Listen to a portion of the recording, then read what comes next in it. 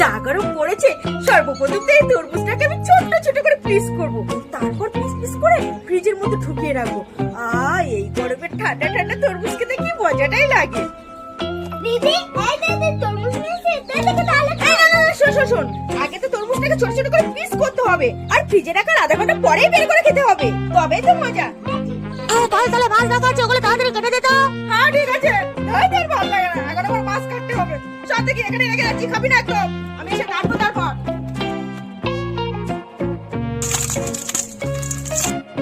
চোখের সামনে খাবার রেখে দাঁড়িয়ে থাকা যায়? এলে কাটে তাড়াতাড়ি। এটা কি হলো? তরমুজ কোথায় গেল? ভাই তবে রে, তোকে তোর কাছে আমার রাখাটাই ভুল হয়েছে রে। আমার তরমুজ এই যে কথাই বলে, রাগ করে কাছে যা বলি বলে দিলে এই অবস্থা হয়।